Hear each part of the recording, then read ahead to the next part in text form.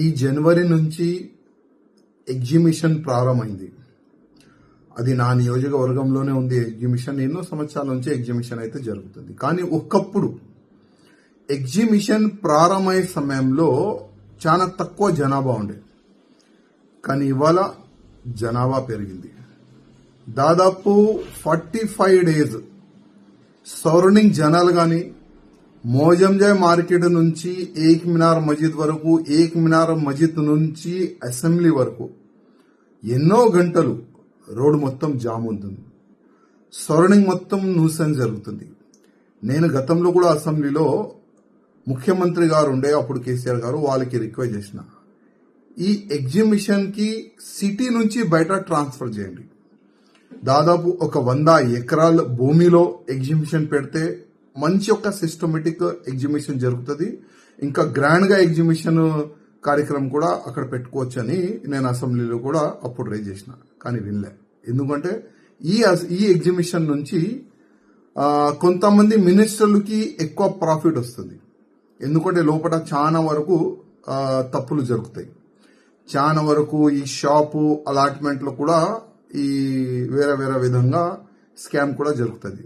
దానివల్ల ఎక్కువ ప్రాఫిట్ ఉంది కదా. ఏ గవర్నమెంట్ ఉంటే, ఏ మినిస్టర్ ఉంటే వాళ్ళకి లాభం సపరేట్ గా వెళ్ళిపోతుంది. అది ఒక సబ్జెక్ట్. ఇప్పుడు ఏంటంటే ఎగ్జిబిషన్ లో ఒక్క వ్యక్తికి 50 రూపాయలు ఎంట్రీ ఫీజు, కానీ బయట ఒక చిన్న బైక్ పెట్టాలంటే 60 రూపీస్.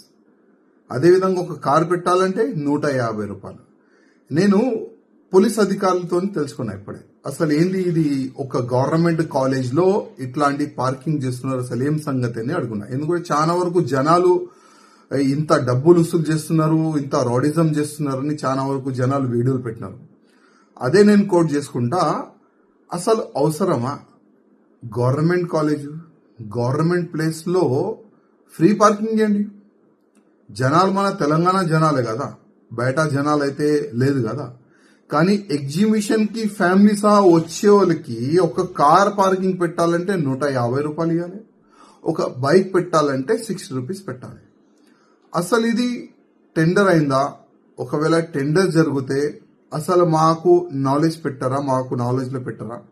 అసలు ఈ విధంగా మేము టెండర్ పెడుతున్నాము, ఈ విధంగా రెంట్ వసూలు చేయాలనుకుంటున్నామని ఒకవేళ మాతోని కలెక్టర్ గారు చర్చ చేస్తే మేము అడ్వైజ్ ఇచ్చేది. జనాలు వస్తున్నారు, ఆల్రెడీ ఎంట్రీ ఫీజు 50 రూపాయలు ఇస్తున్నారు, వాళ్ళకి కార్ ఫ్రీ పార్కింగ్ కి మనం వ్యవస్థ చేసే బాధ్యత మనది. బైక్ ఫ్రీ పార్కింగ్ చేసే బాధ్యత మనది ఉంటుంది. మేము కూడా అడ్వైజ్ ఇచ్చేది. కానీ తెలియదు ఎవరికి ఎంత లంచం పోతుంది, ఎవరికి ఎంత కమిషన్ పోతుంది. కానీ కార్ కూడా డబ్బులు వసూలు చేస్తున్నారు, బైక్ కూడా డబ్బులు వసూలు చేస్తున్నారు, లోపల షాపులకి డబ్బులు ఎక్కువ వసూలు చేస్తున్నారు.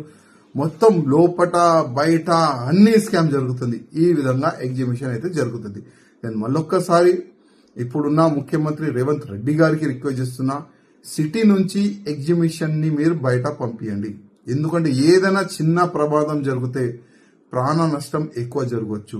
గతంలో ఏ విధంగా ఒక మంటలు వచ్చినాయి ఎగ్జిబిషన్ లో, ఎంత ఇబ్బంది ఉండేది, కానీ ఇమీడియట్ గా కంట్రోల్ అయింది అది. లేకపోతే చాలా వరకు ప్రాణ నష్టం జరిగేది. అందుకోసం ముఖ్యమంత్రి గారు ఇప్పుడైనా సిటీకి అవుట్ సైడ్ ఒక 100 ఎకరాల్లో 200 ఎకరాల్లో ఈ ఎగ్జిబిషన్ పెడితే చాలా బాగుంటుందని నేను ముఖ్యమంత్రి రేవంత్ రెడ్డి గారికి రిక్వెస్ట్ చేస్తున్నా.